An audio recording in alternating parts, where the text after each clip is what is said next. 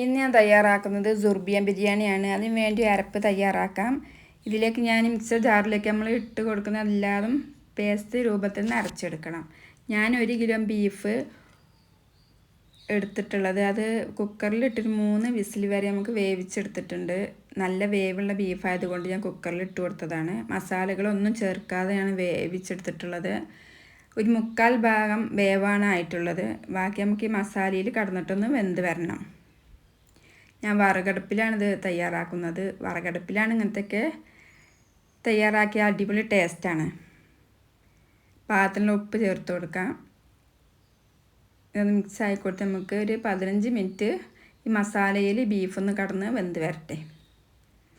ഇനി ഇതിലേക്കുള്ള റൈസ് എടുക്കുന്നത് നമ്മൾ മന്തിയിലേക്കൊക്കെ സെല്ല ബസ്മതി റൈസ് ഇല്ലേ, അതാണ്. അത് 5 കപ്പ് എടുത്തിട്ടുണ്ട്. ഇത് കഴുകി വൃത്തിയാക്കി അരമണിക്കൂറൊന്ന് കുതിർത്ത് വെക്കാം.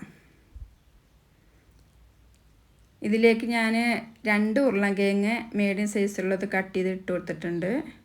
നമുക്ക് അരി പുഴുങ്ങിയെടുക്കാൻ വെള്ളം വെച്ച് കൊടുത്തിട്ടുണ്ട്. ഇതിലേക്കുള്ള പാത്രത്തിൽ ഉപ്പും ഹോൾ സ്പൈസസും 1 ടേബിൾ സ്പൂണ് കുരുമുളകും 1 ഓറഞ്ചിൻ്റെ തൊലി പിന്നെ 2 ഉണക്കനാരങ്ങി ഇതെല്ലാം ചേർത്ത് നമുക്ക് അരി 80% വേവിച്ചെടുക്കണം.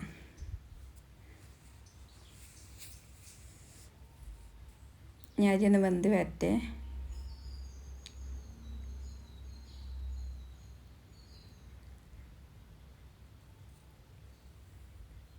ഇതിലേക്ക് ഞാൻ കപ്സ മസാല 1 ടേബിൾ സ്പൂൺ ചേർത്ത് കൊടുക്കുന്നുണ്ട്. ഓപ്ഷനിലാണ്, കയ്യിലുണ്ടെങ്കിൽ ചേർത്ത് കൊടുത്താൽ മതി.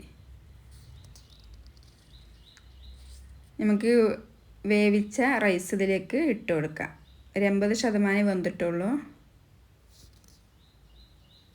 ഓയിൽ നമ്മൾ ഇതുവരെ ഇതിലേക്ക് ചേർത്ത് കൊടുത്തിട്ടില്ല. ഞാൻ ഉള്ളി പൊരിച്ച് കോരിയ ഓയിൽ 1/4 കപ്പ് ചേർത്ത് കൊടുത്തിട്ടുണ്ട്.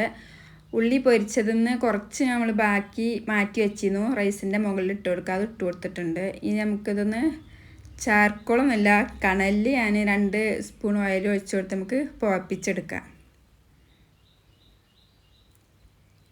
ഇനി നമുക്ക് ദമ്മിൽ 1/2 മണിക്കൂർ കടന്ന് നമ്മൾ റൈസൊക്കെ ഒന്ന് സോഫ്റ്റായി കിട്ടണം.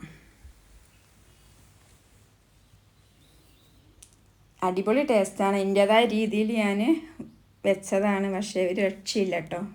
നിങ്ങളെല്ലാവരും എൻ്റെ ചാനൽ സപ്പോർട്ട് ചെയ്ത് സബ്സ്ക്രൈബ് ചെയ്ത് ഷെയർ ചെയ്ത്.